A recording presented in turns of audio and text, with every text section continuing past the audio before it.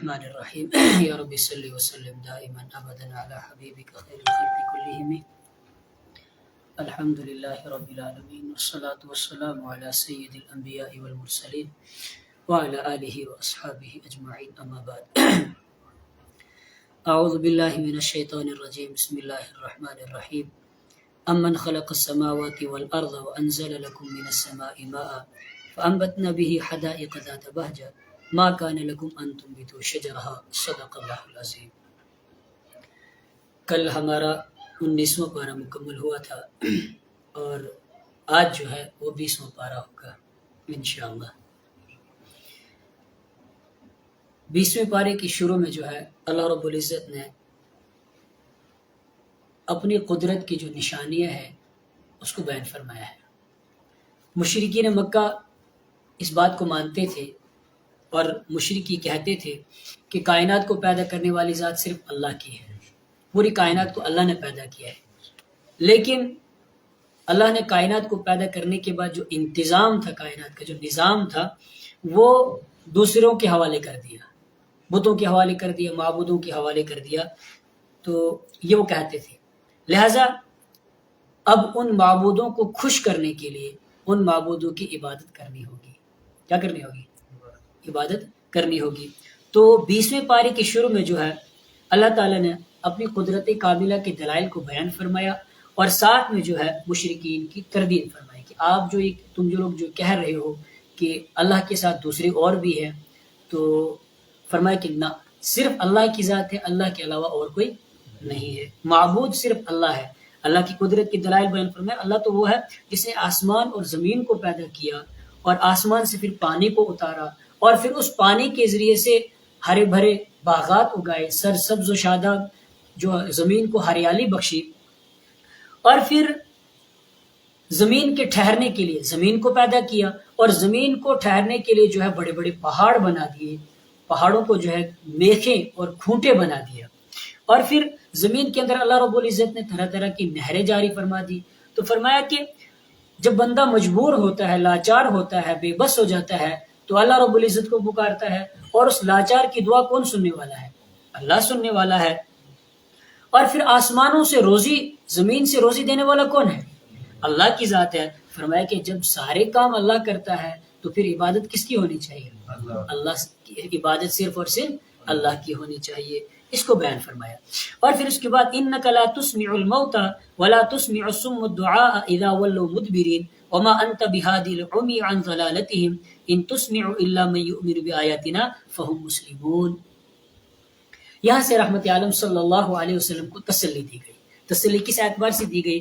رحمت عالم صلی اللہ علیہ وسلم کے بارے میں ہم سن چکے 17ویں پارے میں کہ وما ارسلناک الا رحمۃ للعالمین، آقا دو جہاں صلی اللہ علیہ وسلم کو جہانوں کے لیے رحمت بنا کر کے بھیجا ہے۔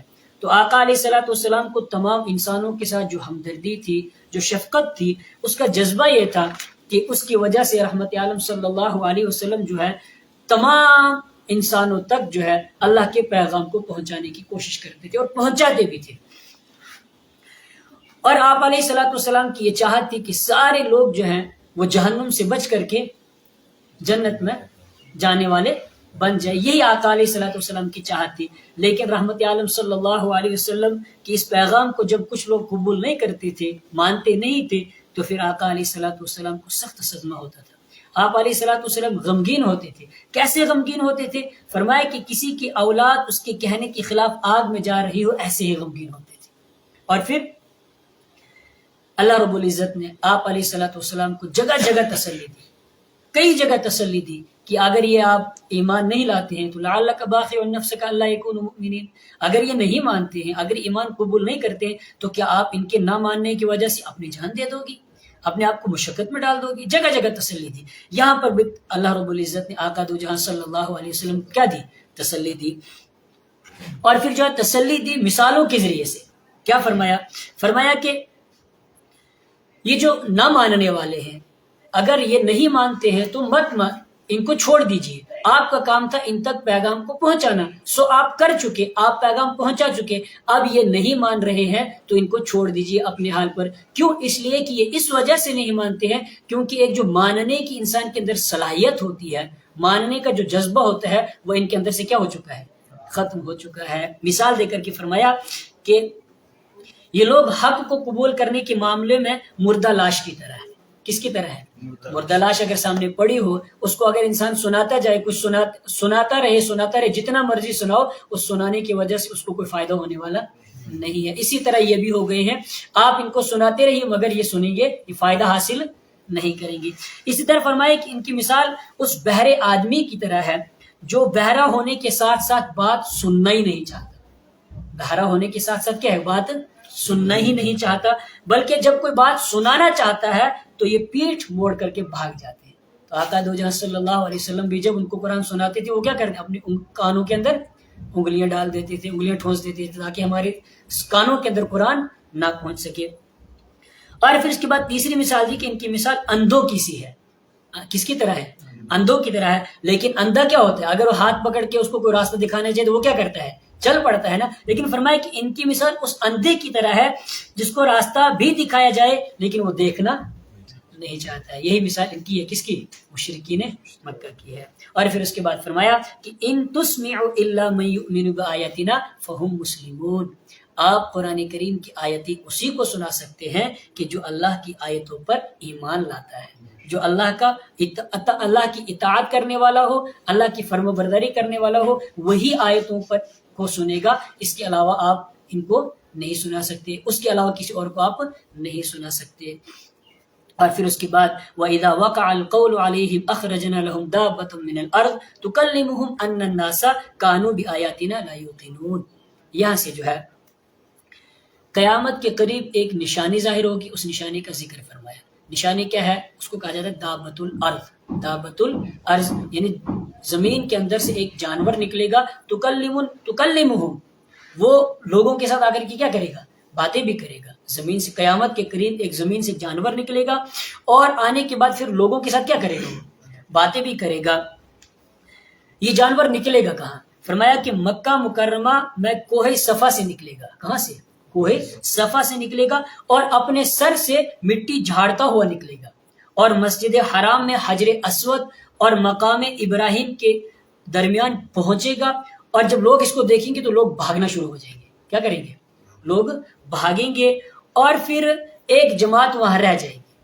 بھاگنے والے تو بھاگ جائیں گے لیکن ایک جماعت وہاں رہ جائے گی، ان کے چہروں کو ستاروں کی طرح وہ جانور روشن کرے گا۔ کون؟ وہ جو جانور نکلے گا زمین میں سے دابۃ الارض، تو ان کے چہروں کو روشن کس کی طرح سے کرے گا؟ ستاروں کی طرح روشن کرے گا۔ اور اس کے بعد وہ زمین کی طرف نکل پڑے گا، مکہ سے نکل کر کے زمین کی اور حصوں کی طرف نکل پڑے گا، اور ہر کافر کے چہرے پر جو ہے کفر کا نشان لگا دے گا۔ ہر کافر کے چہرے پر کیا کرے گا؟ کفر کا نشان لگا دے گا، اور کوئی بھی اس کی پکڑ سے بھاگ نہیں سکے گا۔ ہر مومن اور کافر کو وہ پہچان لے گا کہ یہ مومن ہے اور یہ کیا ہے؟ کافر ہے۔ نکلے گا کب؟ قیامت کے قریب۔ قیامت کی بڑی نشانیوں میں سے ایک نشانی یہ ہے۔ اور پھر اس کے بعد جو ہے سورہ قصص شروع ہوتی ہے۔ سورہ قصص میں حضرت موسیٰ علیہ السلام کے قصے کو بیان فرمایا۔ آدھی سورت تک حضرت موسیٰ علیہ السلام کا قصہ فرعون کے ساتھ ذکر فرمایا، اور پھر آخر سورت میں جو ہے حضرت موسیٰ علیہ السلام کا قصہ قارون کے ساتھ بیان فرمایا۔ فرمایا نتلو علیک من نبأ موسیٰ وفرعون بالحق لقوم یؤمنون، ہم آپ کے سامنے تلاوت کریں گے من نبأ موسیٰ علیہ السلام کی خبروں کو، اور وفرعون اور فرعون کی خبروں کو بالحق حق کے ساتھ۔ فرمایا کہ یہاں سے جو ہے موسیٰ علیہ السلام کی بالکل ابتدائی حالات کو، احوال کو بیان فرمایا، جو ابتدائی واقعات ہیں موسیٰ علیہ السلام کی ان کو بیان فرمایا کہ فرعون کو کسی نجومی نے آ کر کے یہ کہا کہ بنی اسرائیل میں ایک بچہ پیدا ہونے والا ہے، بنی اسرائیل میں ایک بچہ پیدا ہونے والا ہے، اور وہ بچہ بڑا ہو کر کے تیری سلطنت کے لیے خطرہ بنے گا۔ کس کو کہا؟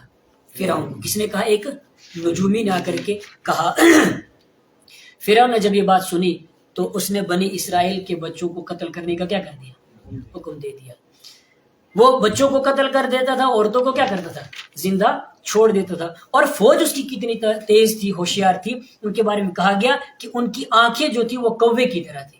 اور ناک سونگنے کی جو طاقت تھی وہ چونٹی کی طرح تھی، یعنی کوا بہت دور سے، اس کی آنکھ اتنی تیز کہ بہت دور سے وہ کسی چیز کو دیکھ لیتا ہے، اور اسی طرح چونٹی بہت دور سے کیا کر لیتی ہے، کسی چیز کو سونگ لیتی ہے۔ فرمایا اسی طرح ان کی آنکھ اور ان کی ناک تھی، جیسے ہی ان کو پتہ چلتا تھا فوراً آتے تھے اور بنی اسرائیل کے بچوں کو کیا کر دیتے تھے، قتل کر دیتے تھے۔ مگر وہ کہتے ہیں نا جس کو اللہ رکھے اس کو کون چکھے۔ وَأَوْحَيْنَا إِلَىٰ أُمِّ مُوسَىٰ أَنْ أَرْضِعِي فَإِذَا خِفْتِ عَلَيْهِ فَأَلْقِيهِ فِي الْيَمِّ وَلَا تَخَافِي وَلَا تَحْزَنِي إِنَّا رَادُّوهُ إِلَيْكِ وَجَاعِلُوهُ مِنَ الْمُرْسَلِينَ۔ یہاں سے جو ہے حضرت موسیٰ علیہ السلام کی والدہ کا تذکرہ فرمایا۔ کیا؟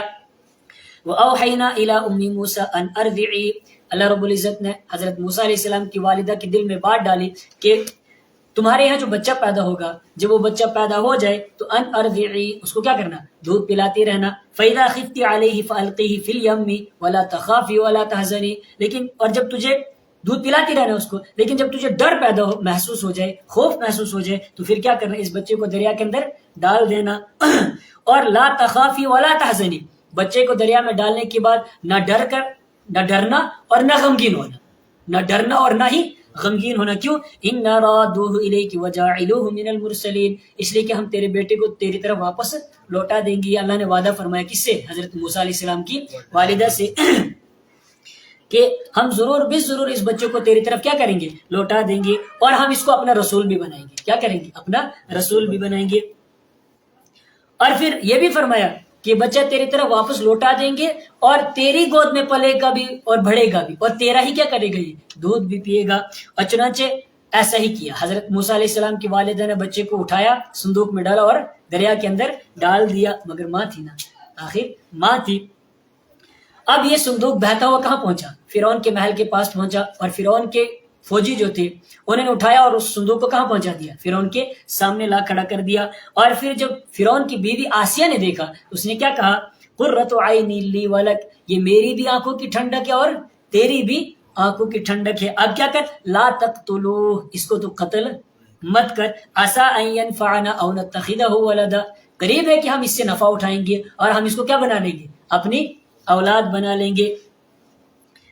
اور ادھر موسیٰ علیہ السلام کی والدہ نے ان کی بہن سے کہا کہ جاؤ جا کر کہ کیا کرو، موسیٰ علیہ السلام کے پیچھے پیچھے جاؤ، اس کو دیکھتے رہو کہاں جاتا ہے وہ۔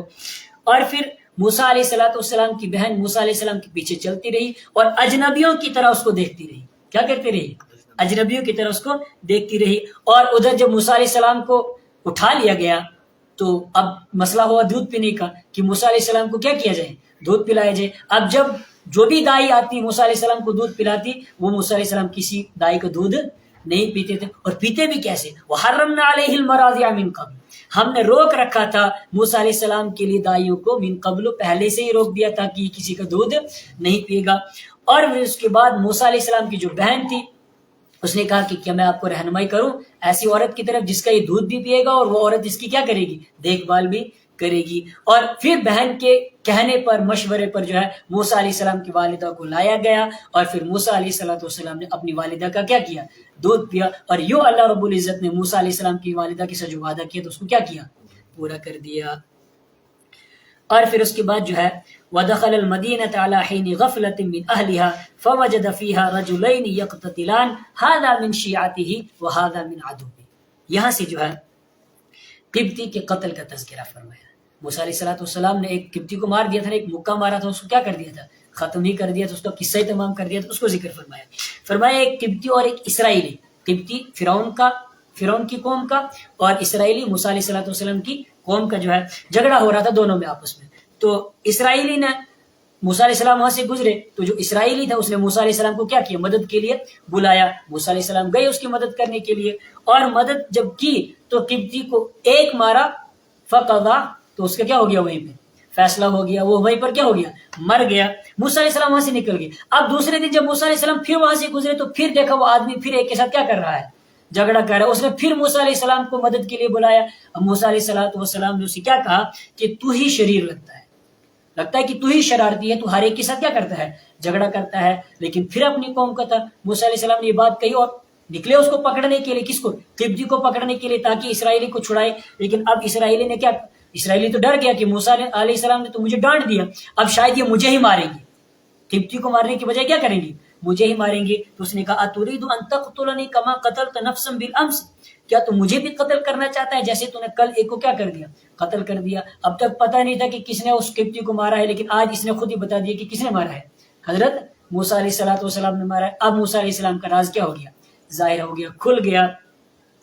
اتنے میں وجاء رجل من اقصى المدينة يسعى قال يا موسى ان الملأ يأتمرون بك ليقتلوك فاخرج اني لك من الناصحين. شہر کے دور دراز علاقے سے ایک نوجوان دوڑتا ہوا آیا, آدمی دوڑتا ہوا آیا اور آ کر کے کیا کہا کہ سردار لوگ آپ کے قتل کے بارے میں مشورے کر رہے ہیں اور میں آپ کے لیے خیر خواہ ہوں, کہیں ایسا نہ ہو کہ آپ وہ لوگ آپ کو کیا کر دیں, قتل کر دیں, لہٰذا آپ یہ چھوڑ کر کے مصر چھوڑ کر کے کہیں اور چلے جائے. اب موسیٰ علیہ السلام نے کہاں کا رخ کیا, مدین کا رخ کیا. ولما توجہ تلقاء مدین قال عسى ربي ان يهديني سواء السبيل ولما ورد ماء مدين وجد عليه امة من الناس يسقون ووجد من دونهم امرأتين تذودان. اب موسیٰ علیہ السلام نے جب خیر خواہ کی بات سنی, اس آدمی کی بات سنی, تو خیر خواہ کی بات سننے پر, اس کے کہنے پر موسیٰ علیہ السلام مدین کی طرف چل پڑے. اور جو مدین ہے یہ حضرت شعیب علیہ السلام کی بستی تھی. کس کی, حضرت شعیب علیہ السلام کی بستی تھی. اور موسیٰ علیہ السلام نے فرمایا کہ مجھے امید ہے کہ میرا پروردگار مجھے سیدھے راستے پر چلائے گا. کس پر چلائے گا, عسیٰ ان یہدینی ربی ان یہدینی سواء السبیل, مجھے امید ہے کہ میرا پروردگار مجھے سیدھے راستے پر چلائے گا. اور پھر جب موسیٰ علیہ السلام مدین کی طرف چل پڑے تو ایک کنویں پر پہنچے. کنویں پر پہنچے تو وہاں دیکھا کہ لوگ اپنے جانوروں کو کیا کر رہے ہیں, پانی پلا رہے ہیں, اور دو عورتیں کنارے پر کھڑی ہیں. اور پھر اس کے بعد موسیٰ علیہ السلام نے ان کے جانوروں کو بھی کیا کیا, پانی پلایا.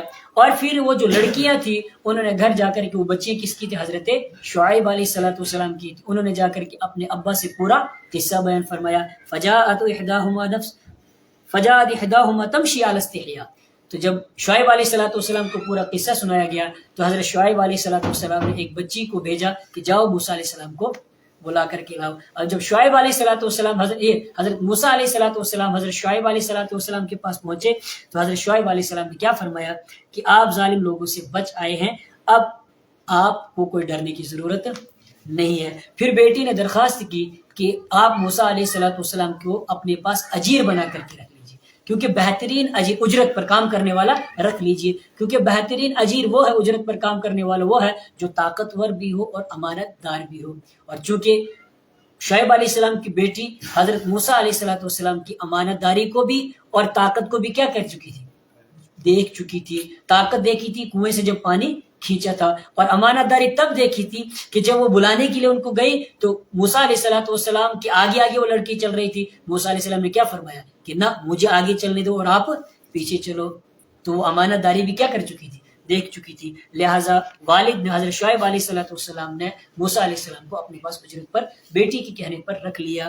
اور پھر اس کے بعد شعیب علیہ السلام نے خود یہیں سے موسیٰ علیہ السلام کو کیا کی, نکاح کی پیشکش فرمائی کہ میں چاہتا ہوں دونوں بیٹیوں میں سے ایک کا نکاح آپ کے ساتھ کر دوں, مگر ایک شرط کے ساتھ. کیا کہ 8 سال تک آپ میرے پاس ہی رہیں گی اور کام کریں گے, اور اگر آپ 10 سال کی مدت پوری کر لیں تو یہ آپ کا معاملہ ہے, آپ کو اختیار, ہم آپ کو اس پر مجبور نہیں کریں گے. اور پھر موسیٰ علیہ السلام کا اس شرط کو قبول کر لینا اور ان کی بیٹی سے نکاح کرنا, اور پھر اس کے بعد جو ہے مدین سے مصر کی طرف واپس آنا, اور پھر طوٰ کے مقدس نامی جو وادی تھی وہاں پر موسیٰ علیہ السلام کو جو ہے نبوت کا ملنا, اس کو تفصیل کے ساتھ بیان فرمایا.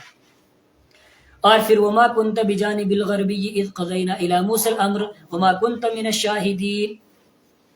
یہاں سے جو ہے رحمت عالم صلی اللہ علیہ وسلم کی خاتم الانبیاء ہونے پر دلیل دی کہ یہ رحمت عالم صلی اللہ علیہ وسلم جو ہے وہ اللہ کے نبی ہیں, اللہ کے پیغمبر ہیں, اللہ کی طرف سے بھیجے ہوئے ہیں. کس طرح دلیل پیش فرمایا کہ موسیٰ علیہ السلام کا جو قصہ ہوا, مصر سے مدین جانا اور مدین سے پھر واپس مصر آنا, اور پھر مدین جاتے ہوئے راستے میں شعیب علیہ السلام کی بچیوں کے جو جانور تھے ان کو پانی پلانا, یہ سارے کے سارے واقعات رحمت عالم صلی اللہ علیہ وسلم بیان فرما رہے ہیں, اور ہو بہو ویسے ہی بیان فرما رہے جیسے کہ پیش آئے تھے. اور حالانکہ رحمت عالم صلی اللہ علیہ وسلم جس وقت یہ واقعات ہو رہے تھے اس وقت وہاں موجود نہیں تھے. وما كنت من الشاہدین, آقا دو جہاں صلی اللہ علیہ وسلم وہاں موجود بھی نہیں تھے, لیکن اس کے باوجود ہو بہو من و عن ویسے ہی واقعات بیان فرما رہے ہیں. یہ اس بات کی دلیل ہے کہ آپ کو اللہ رب العزت نے وحی کے ذریعے سے سارے واقعات بیان فرما رہے ہیں. اور وحی کس پر آتی ہے؟ نبی پر آتی ہے، غیر نبی پر وحی نہیں آتی ہے. اور پھر اس کے بعد انک لا تہدی من احببت ولکن اللہ یہدی من یشاء وہو اعلم بالمہتدین. انک لا تہدی من احببت، جس کو آپ چاہیں اسے آپ ہدایت دینا چاہیں اسے آپ ہدایت نہیں دے سکتے. ولکن اللہ یہدی من یشاء، لیکن ہدایت اسی کو ملتی ہے جس کو اللہ تعالیٰ ہدایت دینا چاہتا ہے. آپ جس کو ہدایت دینا چاہیں تو آپ ہدایت نہیں دے سکتے. روایتوں کے اندر آتا ہے کہ یہ آیت آپ صلی اللہ علیہ وسلم کے چچا ابو طالب کے بارے میں نازل ہوئی ہے. کس کے بارے میں؟ ابو طالب کے بارے میں نازل ہوئی ہے. رحمت عالم صلی اللہ علیہ وسلم کی بڑی تمنا تھی کہ آپ کے چچا جو ہیں ابو طالب ایمان قبول کر لیں، مگر انہوں نے ایمان قبول نہیں کیا. اس پر ہی آیت کریمہ نازل ہوئی، فرمایا کہ آپ جس کو ہدایت دینا چاہیں تو آپ اس کو ہدایت نہیں دے سکتی. ولیکن اللہ یہدی من یشاء، ہدایت اسی کو ملتی ہے جس کو اللہ تعالیٰ چاہتے ہیں. وہ عالم بالمہتدین، اور ہدایت پر کون ہے؟ ان ہدایت یافتوں کو اللہ تعالیٰ خوب جانتے ہیں. اور پھر اس کے بعد جو ہے سورت کے آخر میں ان قارون کان من قوم موسیٰ فبغى علیہم وآتیناہ من الکنوز ما ان مفاتحہ لتنوء بالعصبۃ اولي القوة اذ قال له قومه لا تفرح ان اللہ لا يحب الفرحین. یہاں سے جو ہے قارون کے قصے کو بیان کیا. کس کے؟ قارون کے قصے کو بیان فرمایا. قارون جو تھا بنی اسرائیل ہی کا ایک شخص تھا، اور اس کے پاس اتنا زیادہ مال تھا، اتنا زیادہ مال و دولت تھا کہ اس کی جو خزانے کی چابیاں تھی ایک بہت بڑی طاقتور جماعت ان کو بڑی مشکل سے اٹھا سکتی تھی. ایک بہت بڑی چابیوں کو، خزانے کو نہیں، چابیوں کو ایک بہت بڑی لتنوء بالعصبۃ اولي القوة، ایک طاقتور جماعت بڑی مشکل سے ان چابیوں کو کیا کر سکتی تھی؟ اٹھاتی تھی. اس سے اندازہ لگایا جا سکتا ہے کہ اس کا خزانہ کتنا زیادہ تھا. اور پھر مسلمانوں نے جب قارون کو نصیحت کی کہ اللہ کے راستے میں بھی خرچ کر، آخرت کا بھی سامان تیار کر، تو پھر اس پر وہ کیا کہتا تھا قارون کہ یہ جو خزانہ مجھے ملا ہے، تکبر بھی کرتا تھا، اکڑتا بھی تھا، اور ساتھ میں کہتا تھا کہ میں نے یہ اپنے علم کے ذریعے سے کمایا ہے، میں نے اپنے تجربے اور میں نے اپنے فن کے ذریعے سے یہ خزانہ جو ہے کمایا ہے. اور مانتا نہیں تھا، اللہ کے راستے میں خرچ نہیں کرتا تھا. اور پھر جب اس کی سرکشی بڑھتی گئی، نافرمانی بڑھتی گئی، تو پھر اللہ رب العزت نے اس قارون کو اس کے خزانے کے ساتھ کیا کر دیا؟ زمین کے اندر دھنسا دیا. اس پر اللہ کا عذاب آ گیا. اور پھر ان الذی فرض علیک القرآن لرادک الی معاد، یہ قرآن کریم کی آیات رحمت عالم صلی اللہ علیہ وسلم جب مکہ مکرمہ سے ہجرت کر کے کہاں چلے گئے؟ مدینہ کی طرف جا رہے تھے. تو مقام جحفہ ایک مقام آتا ہے جو مدینہ کے راستے کی مشہور منزل رابغ نام کی جگہ ہے، اس کے قریب ہے یہ. جب آپ صلی اللہ علیہ وسلم وہاں پہنچے تو مکہ کے راستے پر نظر ڈالی، مڑ کر کے کس کی طرف دیکھا؟ مکہ کے راستے کی طرف نظر ڈالی تو رحمت عالم صلی اللہ علیہ وسلم کو اپنا وطن مکہ جو ہے وہ یاد آیا. تو فوراً حضرت جبریل علیہ الصلوۃ والسلام یہی آیت لے کر کے آئے، ان الذی فرض علیک القرآن لرادک الی معاد، کہ اس میں آپ کو پریشان ہونے کی ضرورت نہیں. آپ کو تسلی دی گئی کہ آپ کو پریشان نہیں ہونا. آپ جو مکہ سے مدینہ کی طرف جا رہے ہیں، یہ جدائی جو ہے چند روزہ جدائی ہے، ہمیشہ کے لیے جدائی نہیں ہے، چند روزہ جدائی ہے. اور بالآخر آپ کو پھر جو ہے اللہ رب العزت مکہ کے اندر واپس لائیں گے. اور پھر 8 ہی سال کے بعد اللہ رب العزت نے اللہ رحمت عالم صلی اللہ علیہ وسلم کو مکہ پر کیا دے دی؟ فتح نصیب فرمائی. اور یوں آپ صلی اللہ علیہ وسلم 8 ہی سال کے بعد کہاں واپس آئے؟ مکہ واپس آئے. یہاں پر سورہ قصص ختم ہوئی اور پھر اس کے بعد شروع ہوتی ہے سورہ عنکبوت. 20ویں پارے میں سورہ عنکبوت. اس صورت میں عنکبوت جو ہے مکڑی کو کہا جاتا ہے. کس کو کہا جاتا ہے؟ مکڑی کو کہا جاتا ہے. چونکہ مکڑی کا ذکر آیا ہے اس میں تو اس لیے سورت کا نام ہی کیا رکھ دیا؟ عنکبوت رکھ دیا. شروع میں جو ہے ایمان والوں پر آزمائش کا تذکرہ فرمایا احسب الناس ان يتركوا ان يقولوا آمنا وهم لا يفتنون. یہ جو آیت قرآن کریم کی آیت ہے یہ شروع کے دور میں نازل ہوئی ہے. شروع کا دور مطلب جب ایمان والوں کو بہت پریشان کیا جاتا تھا، جب بہت زیادہ مظالم ایمان والوں پر ڈھائے جاتے تھے. تو بعض صحابہ کرام پریشان ہو کر کے آقا دو جہاں صلی اللہ علیہ وسلم کے پاس آتے تھے اور درخواست کرتے تھے کہ آپ اللہ سے ہماری مدد کی کیا فرمائیں؟ دعا کریں. اللہ سے ہماری مدد کے لیے کیا فرمائیں؟ آپ دعا فرمائیں. تو یہاں پر ایمان والوں کو جو ہے تسلی دی گئی کہ اللہ تعالیٰ نے جو تمہارے لیے جنت تیار فرمائی ہے وہ اتنی سستی نہیں ہے، اتنی سستی نہیں ہے. اللہ کے راستے میں جب نکلو گے تو پھر پریشانیاں آئیں گی. جب تک ایمان قبول کرو گے تو پھر کیا ہوگی؟ مصیبتیں آئیں گی. اور یہ جو مصیبتیں ہیں یہ ہمیشہ کی مصیبتیں نہیں ہے. یہ مصیبتیں اور پریشانیاں جو ہے یہ وقتی طور پر ہیں، عارضی طور پر ہے. تو لہٰذا ان مصیبتوں پر کیا کرو، تم لوگ صبر کرو. اور یہ مصیبتیں اللہ تعالیٰ لاتا کیوں ہے، پریشانیاں لاتا کیوں ہے؟ تاکہ سچے الگ ہو جائیں اور جھوٹے الگ ہو جائے. ماننے والے جو ہیں صحیح طور پر جو ماننے والے وہ الگ ہو جائے، اور وہ جو فراڈی قسم کے ہیں وہ کیا ہو جائے، وہ الگ ہو جائے. اسی لیے اللہ رب العزت مصیبتوں کو بھی لاتے ہیں. اور پھر وہ وصینا الانسان بوالدیہ حسنا وان جاہداک لتشرک بما لیس لک بہ علم فلا. اس کے بعد اللہ تعالیٰ نے جو ہے ماں باپ کے بارے میں، ان کے ساتھ اچھا سلوک کرنے کے بارے میں ایک ضابطہ اور طریقہ بیان فرمایا. کیا؟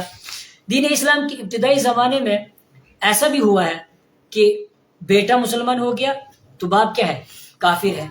اولاد مسلمان ہو گئی ہے تو جو ماں باپ ہیں وہ کیا ہے، کفر پر ضد اڑے ہوئے ہیں اور ضد کر رہے ہیں اولاد کو واپس کفر میں لانے کی. تو یہاں پر والدین کے بارے میں اسلام نے بیان فرمایا کہ اگرچہ وہ کافر ہی کیوں نہ ہو ان کے ساتھ بھی اچھا برتاؤ کرو، ان کے ساتھ بھی اچھا سلوک کرو والدین کے ساتھ. لیکن اگر وہ تمہیں ایسے کام کے بارے میں کہیں کہ جو شریعت کے خلاف ہے یا پھر کفر کرنے پر آمادہ کرے، مجبور کرے، تو پھر فلا تطیعہما، پھر ان کی بات نہیں ماننی ہے. کفر کے بارے میں اگر وہ کہتے ہیں تو پھر ان کی بات نہیں ماننی ہے. اسی طرح اگر وہ شریعت کے خلاف کسی کام کرنے کا تم سے کہتے ہیں تو پھر اس صورت میں ان کی بات نہ ماننا واجب اور ضروری ہے. کیا کرنا؟ نہ ماننا واجب اور ضروری ہے. اور پھر اس کے بعد جو ہے وقال الذين كفروا للذين آمنوا اتبعوا سبيلنا ولنحمل خطاياكم وما هم بحاملين من خطاياهم من شيء انهم لكاذبون. یہاں سے بیان فرمایا کہ بعض کافر ایسے بھی تھے جو ایمان والوں کو کیا کہتے تھے کہ تم ایمان چھوڑ کر کے کفر کے اندر آ جاؤ. کیا کرو؟ بہت مزے کی بات، ایمان چھوڑ کر کے کیا کرو، کفر کے اندر آ جاؤ. اور اگر قیامت کے دن عذاب ہوا بھی، پہلے تو ہوگا ہی نہیں، اگر عذاب قیامت کے دن ہوا بھی تو تمہارے کھاتے کا، تمہارے حصے کا جو عذاب ہوگا وہ کیا کریں گے، ہم لے لیں گے، ہم اٹھا لیں گے، اپنے سر لے لیں گے اور تم کیا کرو گے، بچ جاؤ گے. اللہ نے ان کی تردید فرمائی کہ یہ جو کہہ رہے ہیں یہ کیا ہے، جھوٹے ہیں. اور کل قیامت کے دن جب عذاب آئے گا تو کوئی بھی کسی کا بوجھ ولا تزر وازرۃ وزر اخرى، کوئی بھی جان کسی کا بوجھ نہیں اٹھائے گی. وہاں اپنے اپنے گناہوں کا کیا کرنا ہوگا، بوجھ اٹھانا ہوگا. ایک دوسرے کا بوجھ کوئی بھی نہیں اٹھائے گا. انہم لکاذبون، ایمان والوں یہ جھوٹے ہیں. کیا ہے یہ کافر اپنی بات میں کیا ہے، جھوٹے ہیں. اور پھر پارے کے اخیر میں جو ہے مثل الذین اتخذوا من دون اللہ اولیاء کمثل العنکبوت اتخذت بیتا وان اوہن البیوت لبیت العنکبوت. یہاں سے جو ہے مشرکین مکہ، پارے کے اخیر میں جو ہے مشرکین مکہ کی مثال کو بیان فرمایا. کہا کہ جس طرح مکڑی جالا تن کر اس پر بھروسہ کر لیتی ہے، اسی طرح مشرک لوگ جھوٹے خداؤں پر کیا کر لیتے ہیں، بھروسہ کر لیتے ہیں، اور اللہ کو چھوڑ کر کے ان کو کیا بنا لیا، اپنا معبود بنا لیا. اور فرمایا کہ جس طرح مکڑی کا جالا وَإِنَّ أَوْهَنَ الْبُيُوتِ لَبَيْتُ الْعَنْكَبُوتِ، کہ مکڑی کا جو جالا ہوتا ہے وہ گھروں میں سب سے زیادہ کیا ہوتا ہے، کمزور اور بے بس اور لاچار ہوتا ہے. تھوڑی سی ہوا چلتی ہے اور مکڑی کا جالا کیا ہو جاتا ہے، ختم ہو جاتا ہے. فرمایا کہ مشرکوں نے، کافروں نے جو جھوٹے خدا بنا رکھے ہیں یہ اس مکڑی کے جالے کی طرح ہے. کیا ہے، اس مکڑی کے جالے کی طرح. جس طرح وہ کمزور ہوتا ہے اسی طرح یہ بھی بے بس اور لاچار ہیں. آخرت میں یہ جو بت ہیں، جھوٹے خدا ان کے ہیں، یہ ان کو کچھ بھی فائدہ نہیں دیں گے. اللہ رب العزت مجھے بھی اور آپ کو بھی اپنا کلام سمجھنے کی توفیق عطا فرمائے اور شرک سے بچ کر کے توحید پر قائم رہنے کی توفیق عطا فرمائے. وآخر دعوانا الحمد